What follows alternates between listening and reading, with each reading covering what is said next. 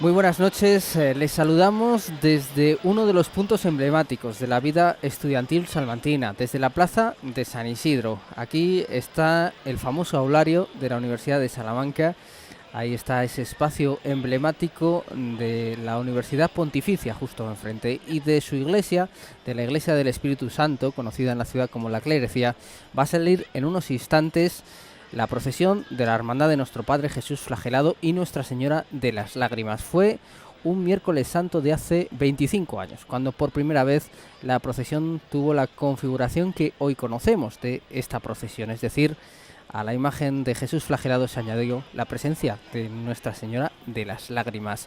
Así que la Hermandad ha querido remarcar esta efeméride, este primer cuarto de siglo con su talla mariana, y ha anunciado que en la salida habrá un acto especial que ha preferido mantener en la sorpresa. Veremos qué es lo que ocurre, pero que, como vemos, hay muchas personas que no se lo han querido perder. Y nos van a acompañar en este recorrido pues tres perfectos conocedores de lo que vamos a ver, de lo que vamos a sentir y de lo que vamos a pensar. Saludamos en primer lugar a don Fructuoso Mangas, colaborador y amigo. Muchísimas gracias, don Fructuoso. Hola, yo agradecido. Buenas noches.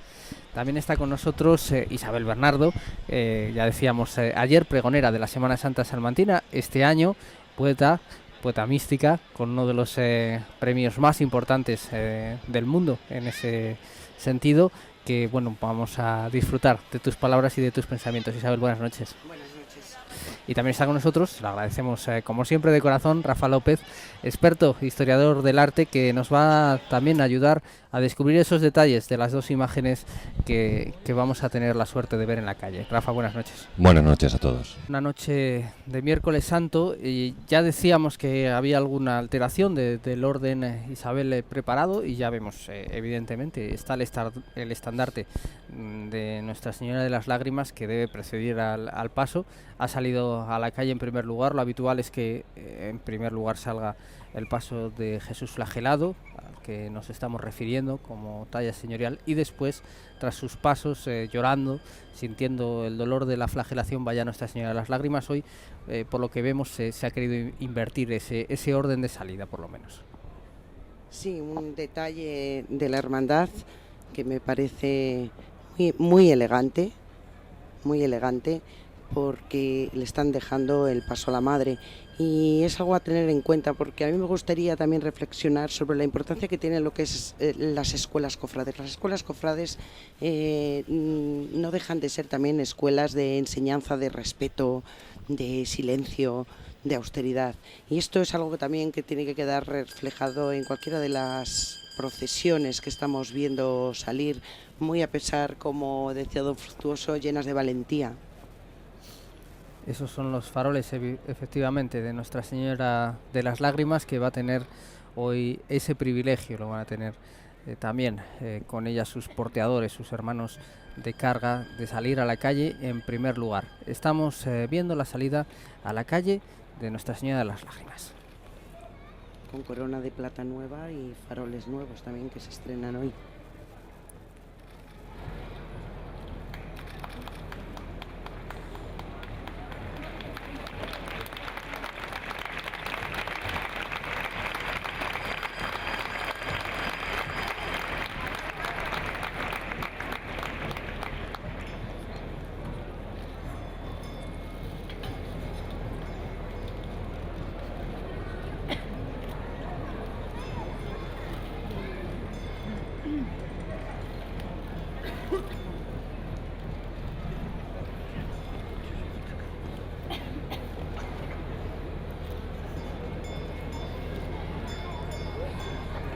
Salva la rampa de salida de esta puerta lateral de la iglesia del Espíritu Santo, de la Clerecía, Nuestra Señora de las Lágrimas.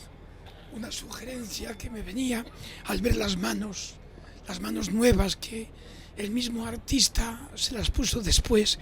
Pensaba yo casi en una especie de pequeña brincadeira, que a lo mejor necesitábamos unas manos nuevas todos, para podernos darnos la mano limpiamente, o para abrazarnos y apretarnos un poco más.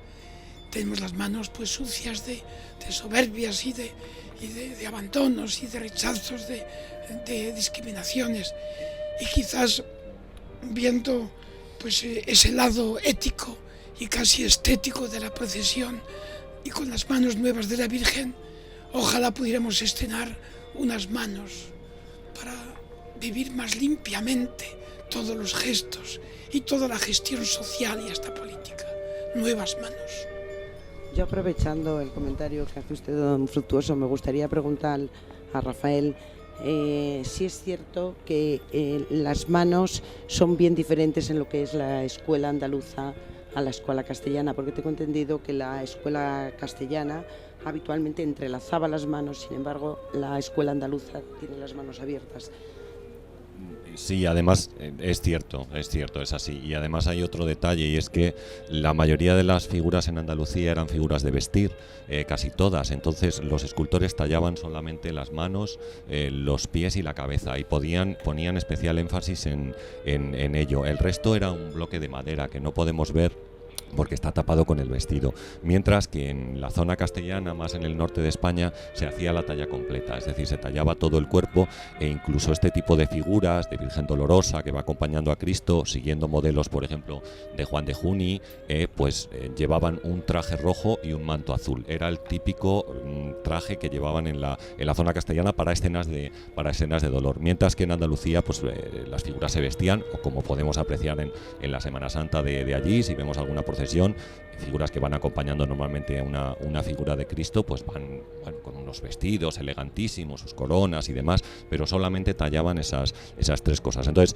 entre otras cosas, la cara, las manos y en parte los pies, pero estas dos, cara y manos, eran las partes más expresivas del cuerpo, y por eso había algunos escultores que pues lo trataban o intentaban hacerlo lo mejor posible. Juan Martínez Montañés, por ejemplo, en Sevilla, es uno de los magos en el tratamiento de las manos, y la escuela que él crea con otros artistas como Juan de Mesa también van a cuidar muchísimo todo ese tipo de detalles.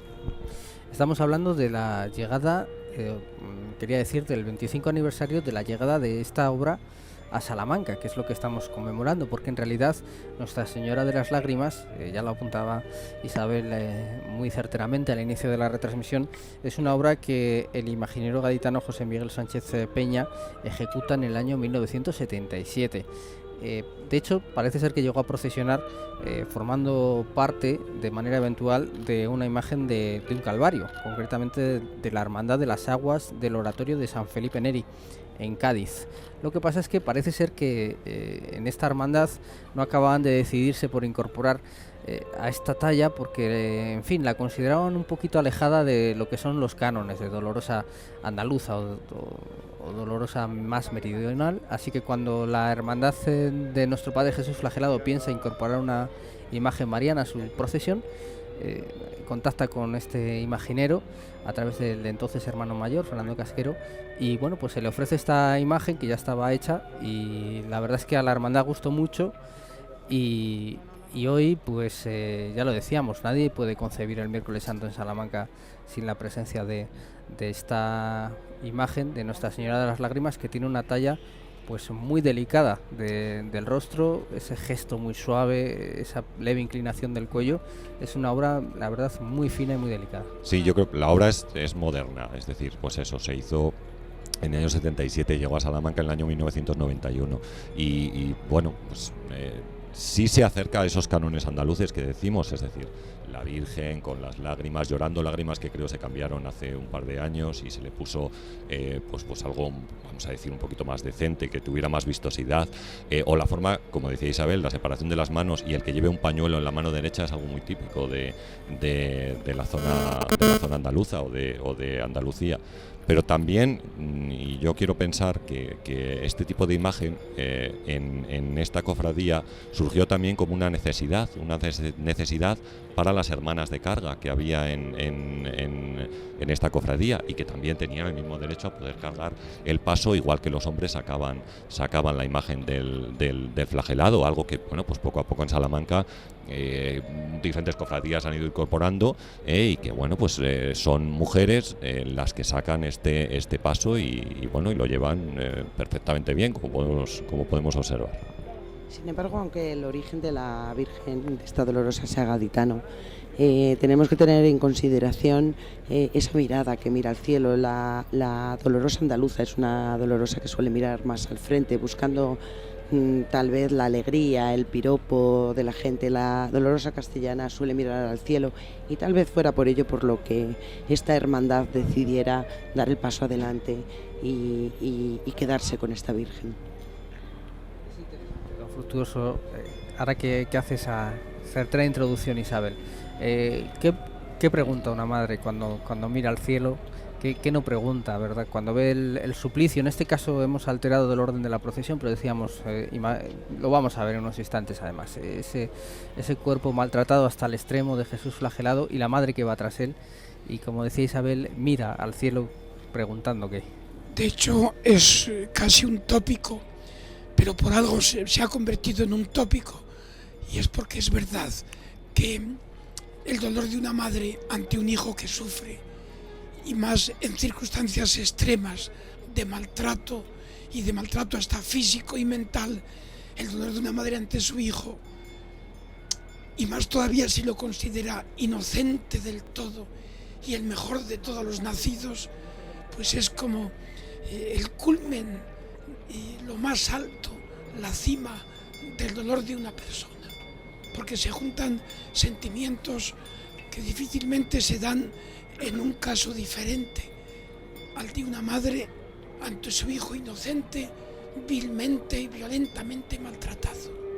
Yo cuando veo esto, yo que es de formación profesional, no puedo menos de pensar en todas las mujeres que lloran, por lo que sea, por madres, por esposas, por solas, por alejadas, por maltratadas, por disminuidas, a veces socialmente disminuidas, o maltratadas por la vida, porque son las que llevan, aún en cualquier país del norte o del sur, la parte peor cuando las cosas se ponen peor.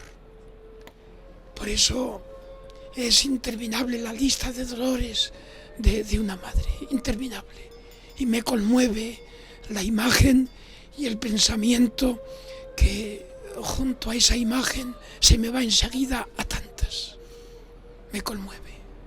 De todas maneras, yo creo que cualquier porqué que se pregunta cualquiera de las madres humanas, no hablamos ya de las madres, la Madre Santa, siempre tiene esa representación de los ojos al cielo. Podemos echar mano de cuántas veces nuestras madres, preguntándose el porqué de cualquier cosa que sucede en su entorno más inmediato, siempre están buscando el cielo. Siempre. Hay una imagen en Salamanca, pero pintura, que es la Piedad de Ribera en la Purísima, demasiado alta para verla de cerca. Es una mujer napolitana, ajada por el sol, el trabajo y el sudor, lejos de estos rostros tan finos y tan suaves.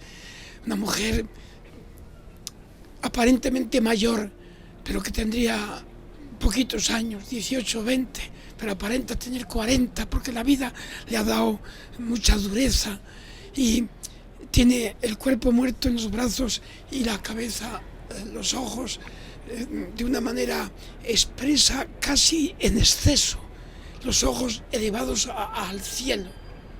Curiosamente, por encima del cuadro y por encima del Cristo de mármol de Carrara que hay encima del cuadro está el Padre Eterno con la bola del mundo en las manos.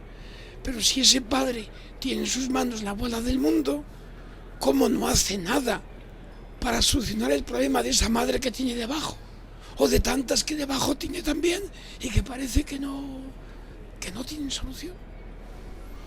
Estamos viendo en estas reflexiones tan emocionantes y la verdad que tanto invitan a pensar, estamos viendo también una escena estéticamente muy impactante y absolutamente excepcional, porque esto no es el transcurso habitual de la procesión de nuestro Padre Jesús flagelado. Ya hemos dicho que ha salido en primer lugar la imagen de Nuestra Señora de las Lágrimas con su tramo, y los hermanos se han distribuido en la plaza de San Isidro. Ahí está viendo como la cruz de guía todavía no ha abandonado esa plaza, todavía no ha iniciado el transitar por la calle Libreros para recibir Imaginamos que a las dos imágenes titulares, al flagelado también, dado que está ahí su escolta habitual, que son esos números de la Guardia Civil, para que entre las dos imágenes se produzca también ese diálogo hoy excepcional ante esa auténtica multitud de personas de Salamanca y de fuera que no han querido perderse este encuentro que, ya decimos, recuerda el 25 aniversario de la llegada a Salamanca de esta imagen. También hay que comentar, en lo que esperamos la llegada de ese paso, la particular manera de cargar, la particular estética que tiene esta procesión, que también, Isabel, es considerada, bueno, no sé si es la palabra más adecuada, pero una cofradía muy elegante, o que cuida mucho las maneras en ese sentido. Mucho las formas. Bueno, sabemos que no es una hermandad que no admite la penitencia extrema en los hermanos. Eso quiere decir que tienen que ir todos perfectamente vestidos, perfectamente también calzados. No se permiten cadenas, no se permite ir descalzo. Ya sale ahí. Ya vemos a los angelitos con los atributos de la flagelación. Y Jesús flagelado, que sinceramente es una talla maravillosa. Yo creo que es la mejor que tenemos en Salamanca. Bueno, esto humilde opinión, no quiero que nadie se sienta mal por decir una cosa así, pero bueno, escultóricamente es la mejor talla que hay en la ciudad. Vamos a ver cómo sale a la calle esta talla.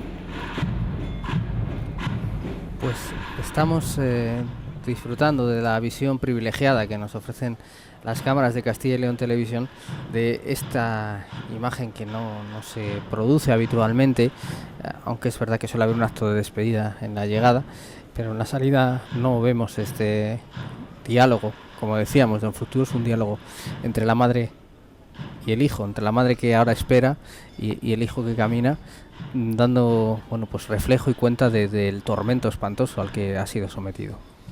Iba a observar, aparte de tu pregunta, de tu sugerencia, que la imagen ha estado colocada siempre en la sacristía y sobre la mesa, las cajoneras donde se revisten los sacerdotes antes de salir para la celebración de la misa.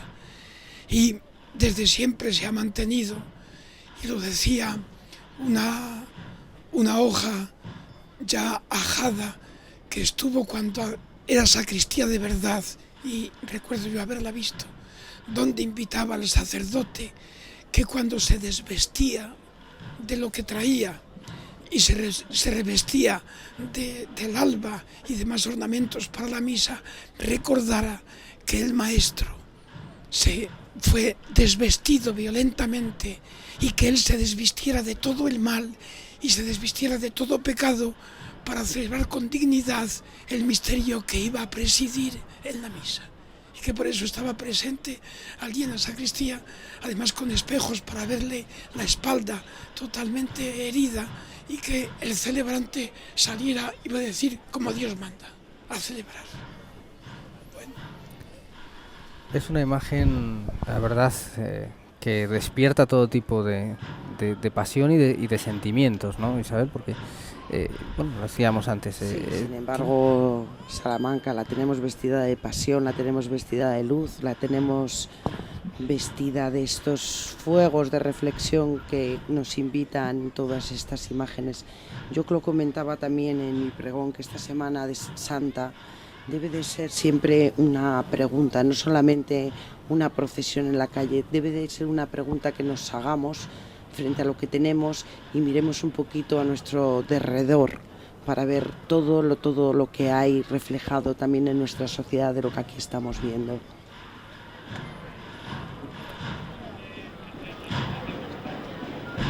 Bueno, como apuntaba don Fructuoso, Rafa, efectivamente esta imagen se custodiaba en esa sacristía de la Iglesia del Espíritu Santo, en lo que hoy ahora se conoce como Aula Minor B, en la Universidad Pontificia de Salamanca, donde todavía es posible apreciar la presencia de ese tabernáculo completamente recubierto de espejos, que permitía contemplar en redondo pues la perfección de la obra y no perderse ningún detalle, ¿no?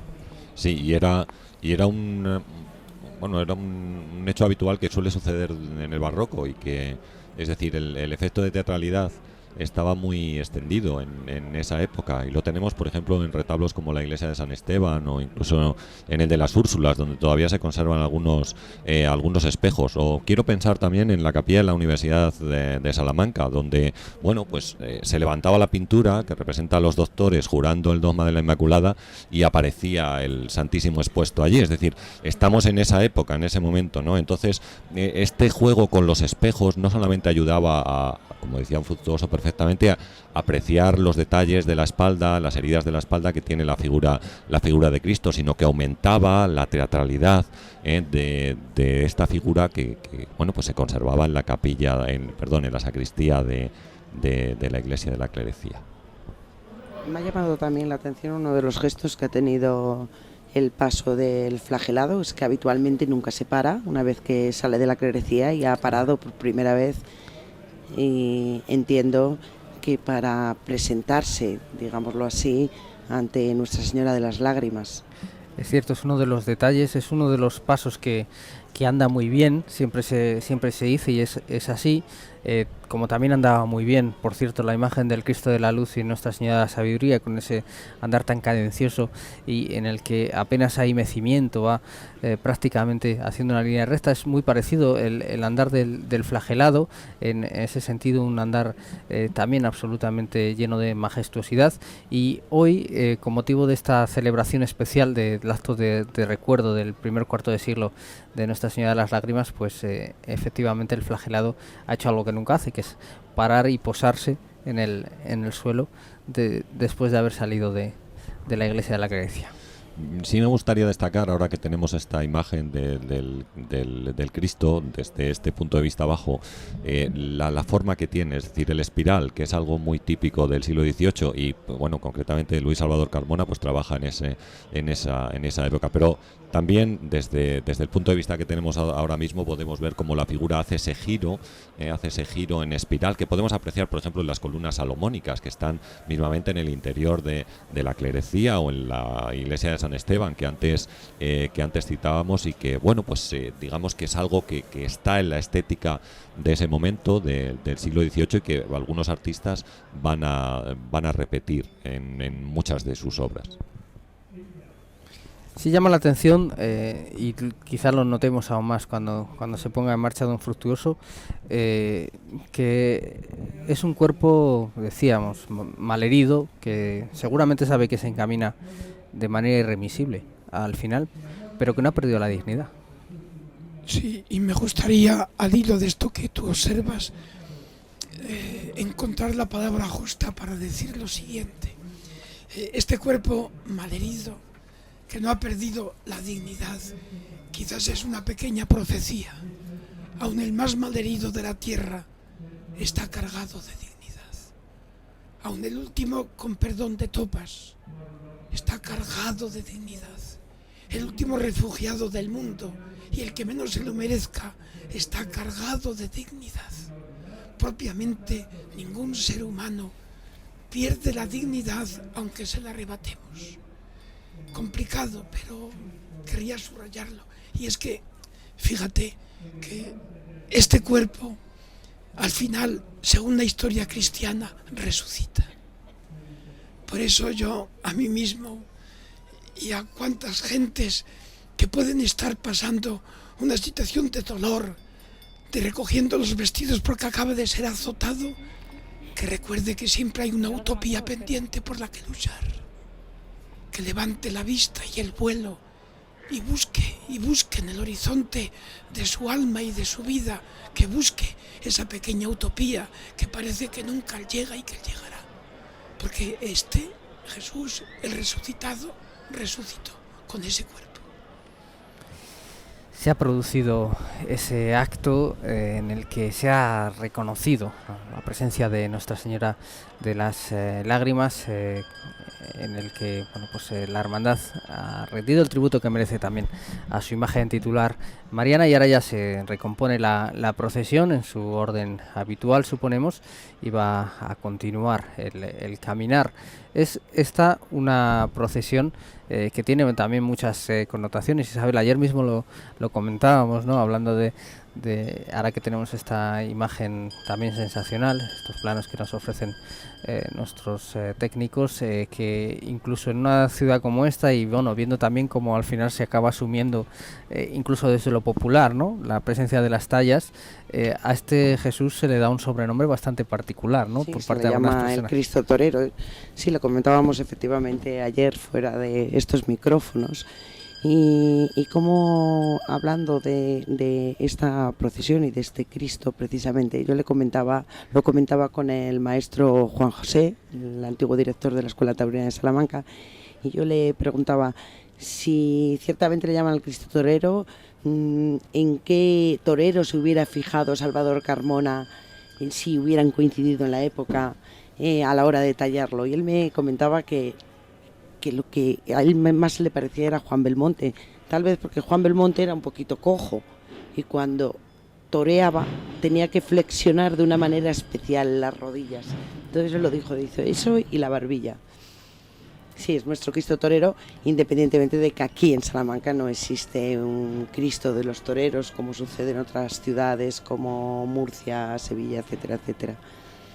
Quizá porque, precisamente el propio gesto que remarcaba Rafa, tan en espiral, tan majestuoso de recoger la túnica, pues puede recordar un cierto lance taurino, ¿no? Ahí está también el significado que al final humaniza estas tallas, ¿no? Es verdad que en el barroco ha habido muchas imágenes de la Semana Santa salmantina que han ido ganándose apelativos algunas veces más o menos afectuosos y políticamente correctos, como el Nazareno Chico, ponemos por caso, en vez de Nuestro Padre Jesús con la cruz a cuestas de la Cofradía de la Veracruz, y otras, Boca Ratonera, ¿no?, por referirse a alguno de los miembros del conjunto de la célebre caña, también de esta misma cofradía. Son reflejos de que la Semana Santa también está hecha para que el pueblo la sienta como propia. Estamos escuchando a la agrupación musical Virgen de la Vega, la antigua OGE, que está marcando el paso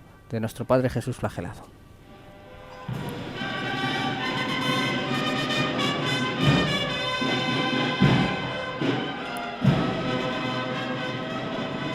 Recuerdo en algunos momentos, aún no lo he podido escuchar bien, pero recordará algunos momentos, así lo podrán ver tal vez los telespectadores, a un paso doble. Sí, el año del centenario de esta imagen, que se incorporó a la Semana Santa salmantina en 1913, centenario de su incorporación a la Semana Santa, no de su realización, que fue en 1760, pues se quiso también remarcar ese acto con la elaboración de una marcha por parte de Font, Tu manto de oración, precisamente, que le dio esos acordes.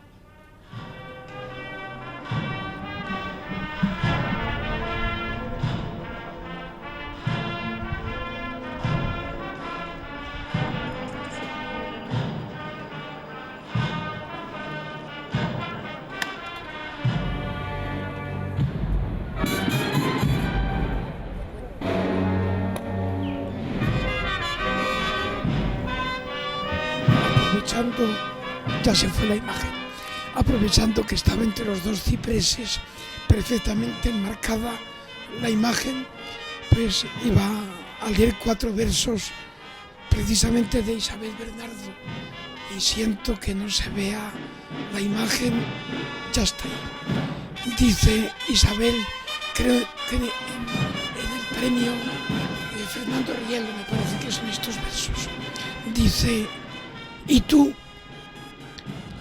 sin embargo ahí, en el silencio de la noche oscura, sin ropas, tan cerca. Me parece que el verso, esa mirada hecha palabra y hecha ritmo, encaja perfectamente con esta imagen, y más entre dos cipreses en medio de una ciudad oscura aunque llena de luz. Por eso pues me gustaba citarlos precisamente ahí. Algo tendrás tú que decir de ellos, algo tendrás que decir. Creo que es el poema que abre el libro, Para que calle el viento. Creo que es el primer poema. Efectivamente, yo ese poemario lo he escrito aquí en Salamanca. Salamanca está lleno de puntos de fuga hacia esa noche oscura. No hemos tenido más que ver las imágenes que antes nos han pasado de esa clerecía hundiéndose en la noche. Son puntos de fuga a la oración, puntos de fuga a la reflexión y lógicamente puntos de fuga para que yo pudiera escribir también ese poemario. Le agradezco mucho que haya sacado estos versos.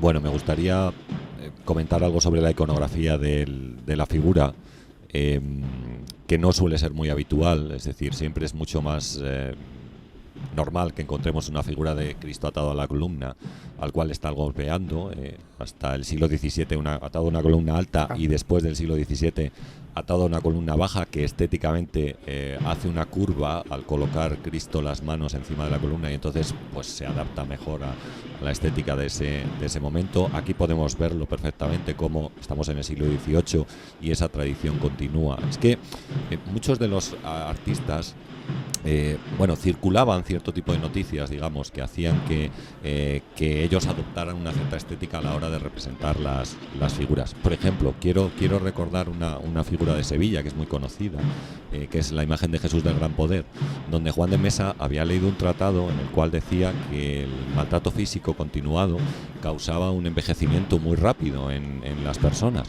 Entonces, si observamos la figura de Jesús del Gran Poder, por ejemplo, pues parece como un anciano que tiene 60, 65 años, ¿no? Cuando, bueno, pues teóricamente la figura de Jesucristo tendría 33, ¿no? Cuando sufre este maltrato. Pues bueno, ese tipo de rumores, digamos, circulaban entre los artistas. Ellos los leían, los trabajaban y los adaptaban a la estética, ¿no? La columna baja, los latigazos que tienen la espalda, que se hacían con bolas, que también es una cosa que empieza a circular en el siglo XVII, o esta estética, como decimos, un poco más diferente de lo que es el Jesucristo atado a la columna, que es en este caso Jesús recogiendo las vestiduras, pues son algunos detalles que tiene esta figura y que la hacen también original, digamos, distinta.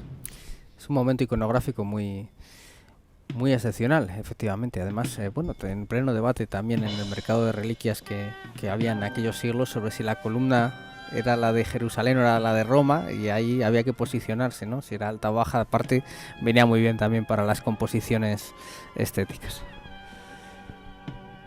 Yo al respecto he leído algún artículo estos días. Creo que a lo mejor usted sabe más de esto, don Fructuoso, que había dos columnas, esa alta, que era la que estaba en la puerta del templo, donde por lo visto también Jesús tuvo flagelación, y luego la columna baja, que estaba propiamente en las dependencias del tribunal, en las dependencias de Pilatos. Es cierto eso, independientemente de que luego se considerara como reliquia la columna baja, el mojón. Siendo rigurosos y recomponiendo la situación de un pretorio romano, ni columna baja ni columna alta. Aquí te pillo y aquí te apaleo. Y nada de una colocación estética, y más con una columna, sea jónica, dórica o corintia o neoclásica, nada, a palo seco, contra un rincón, a latigazo limpio, a este desgraciado judío que encima dicen que es Galileo y dice que es un profeta, ¡hala con él! Y los tres soldados que no serían romanos en absoluto, sino que serían sirios o lo que son libaneses o jordanos, pero no romanos, le darían al judío por delante y por detrás todo lo que pudieran, sin contemplaciones y sin columna. Otra cosa es que luego el relato el relato se hace estéticamente mejor y mejora todos los detalles, porque también hay una decencia que arregla la historia. Ya que hemos hablado de ello, esta es precisamente la marcha a la que aludía Isabel, que vamos a escuchar de la agrupación Virgen de la Vega. Esta es la marcha compuesta para nuestro Padre Jesús flagelado.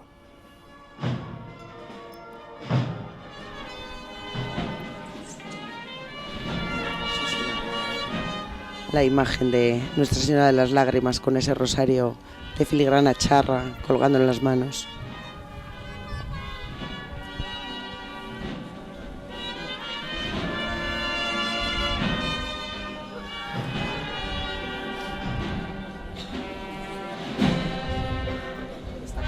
Todos los hermanos llevan un rosario en esta hermandad.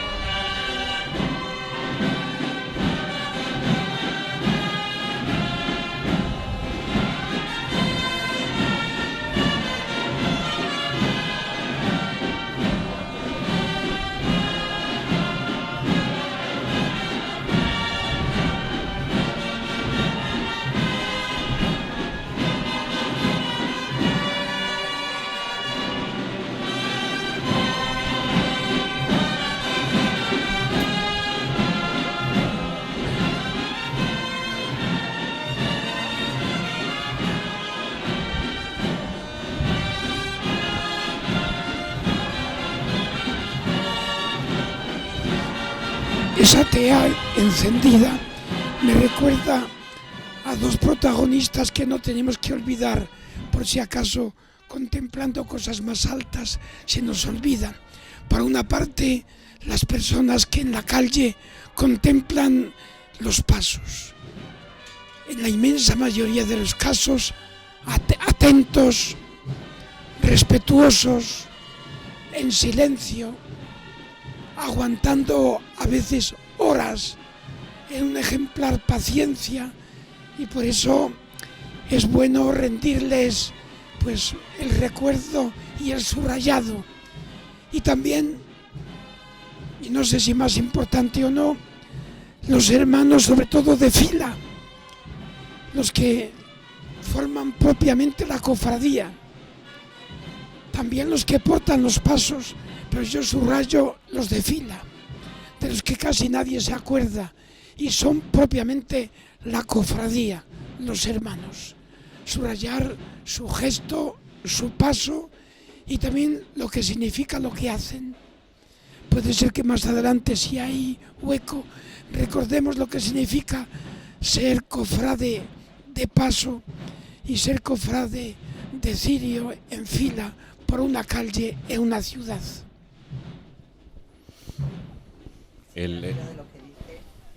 Don Fructuoso, me gustaría también subrayar que no solamente los que están aquí en la calle son cofrades, sino los que están viendo estas retransmisiones, porque me consta, yo que estoy viviendo en el campo y vengo cada noche aquí para acompañaros, y me consta que hay un seguimiento de esta Semana Santa de Salamanca también en la provincia.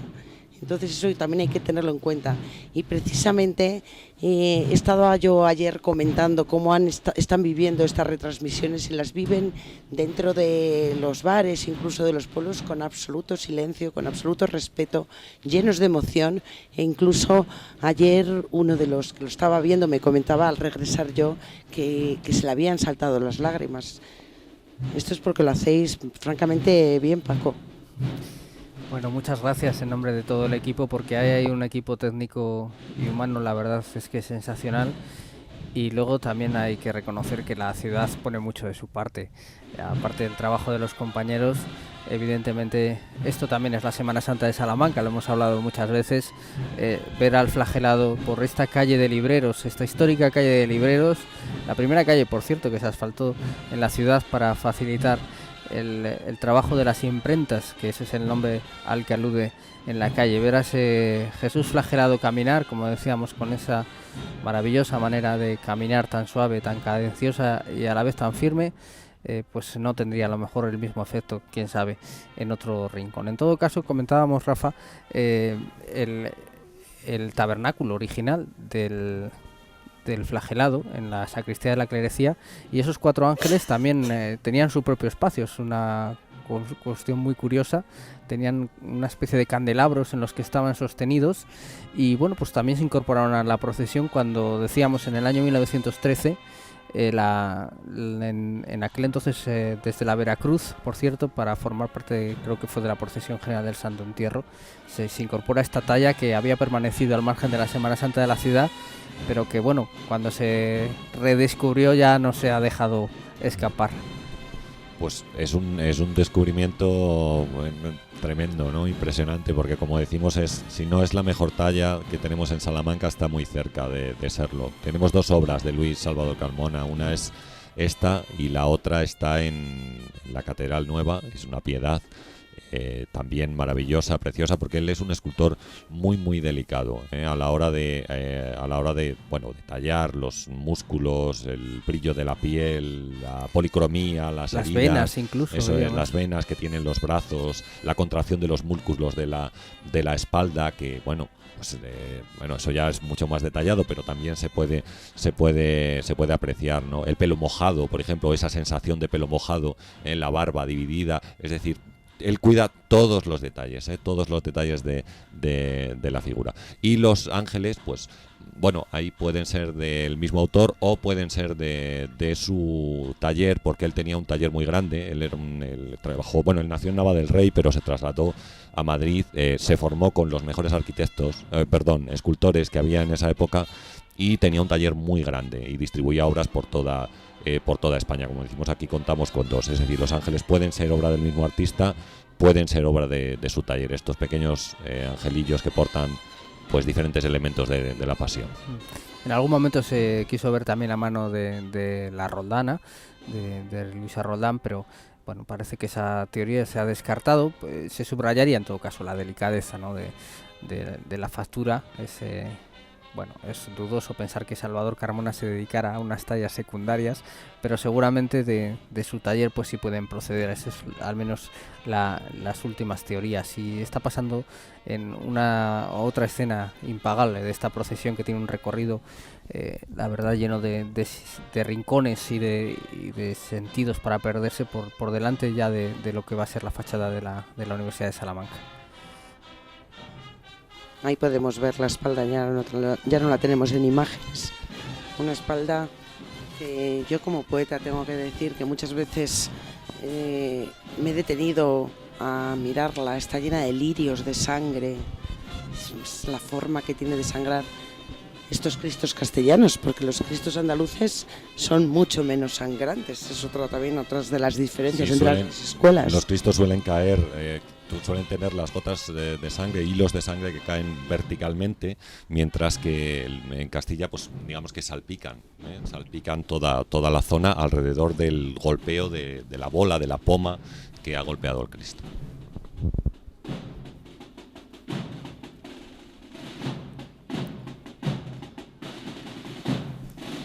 Los 4 ángeles, o angelotes, como han venido apreciando, pues portan los instrumentos de la pasión, ya sea el flagelo, la corona de espinas y también la caña y la esponja. Es una imagen absolutamente impagable esta del transitar del flagelado con la clerecía de la que ha salido al fondo, por la calle Libreros, delante de la fachada plateresca por excelencia, la fachada rica de la Universidad de Salamanca.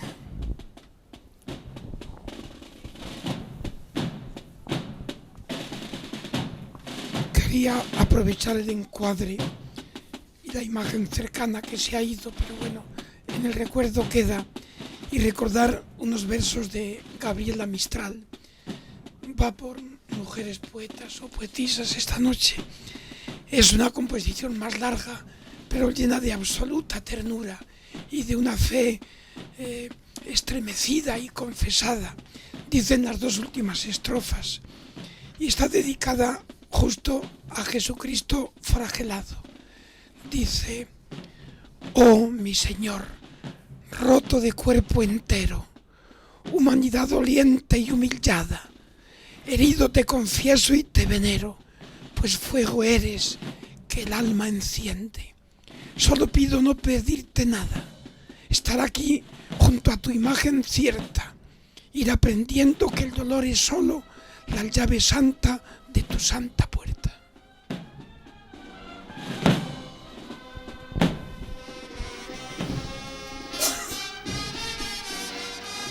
Pues ahí tenemos al Cristo desfilando ante uno de los edificios más emblemáticos que tenemos en la ciudad, un modelo de decoración plateresca en el país y también con una lectura moral muy importante, la que existe en la fachada de la universidad, no solamente la parte histórica, sino bueno, pues esos diferentes avisos que se hacen a los estudiantes, a los 6.000 estudiantes que había en Salamanca en el siglo XVI, para que cuidaran su comportamiento, porque si no lo hacían, pues se iban a condenar al infierno y al fuego eterno. Es una imagen bellísima la que estamos contemplando ahora mismo.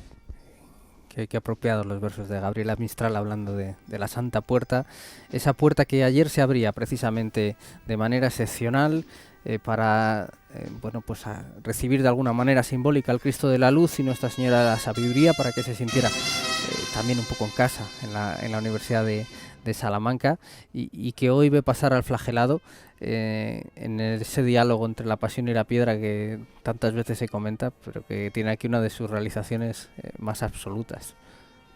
Sí, verdaderamente es impresionante los sillares que tiene la ciudad, estos lienzos donde se pueden reflejan muchas veces los crucificados, los nazarenos, en este caso el flagelado. Nosotros lo estamos viendo desde aquí, pero me imagino que los que están viéndolo desde la calle, que tienen otra perspectiva, verdaderamente es estremecedor.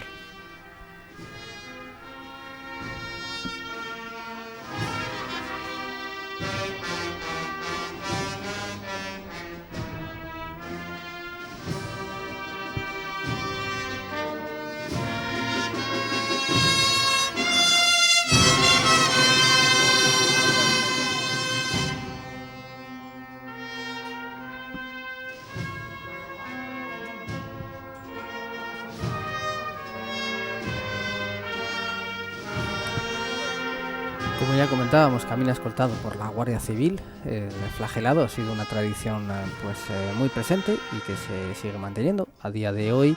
Y también hay que apuntar, por remarcar también la colaboración entre las cofradías salmantinas, que además es un rasgo que nos gusta mucho subrayar, porque así tiene que ser, que precisamente este año la hermandad, la cofradía de la Veracruz, quiso invitar a la hermandad de Nuestro Padre Jesús Flagelado a hacer la primera llamada de la Semana Santa, la llamada que tiene lugar el Viernes de Dolores en su vía matriz, al hermano mayor del flagelado, que además por el 25 aniversario de Nuestra Señora de las Lágrimas, pero que también remarcaba esa circunstancia, ¿no? Como en el año 1913 había sido la Veracruz la que en primer lugar se había decantado por sacar en procesión al flagelado, que después fue cambiando de día, de procesión, y finalmente acabó configurando en la década de los 40 su propia procesión, ya con una hermandad propia, esta de Nuestro Padre Jesús Flagelado,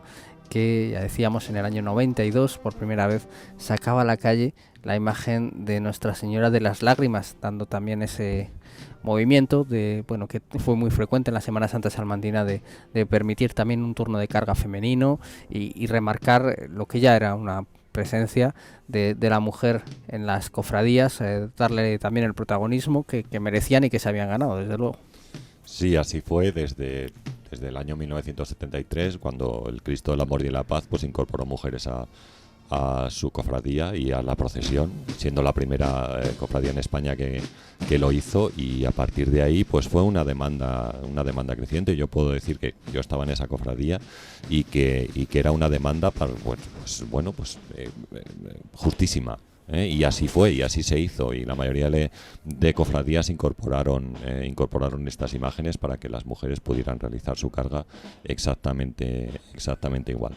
Sí me gustaría también, porque antes habéis comentado lo de las cofradías y cómo deben llevarse entre ellas y tal, a veces con sus pequeños problemas, a veces con sus colaboraciones como debería ser, y estaba pensando en Sevilla y en unas noticias que aparecieron allí antes de que yo viniera a Salamanca, porque bueno, pues ese tipo de noticias pasan en todas partes, es decir, allí estaban discutiendo quién entraba primero en el espacio Metropol Parasol, que allí se conoce como las setas, para llegar a la campana, y en Sevilla, bueno, todas las procesiones hacen un recorrido oficial y pasan por el mismo sitio, por las mismas calles.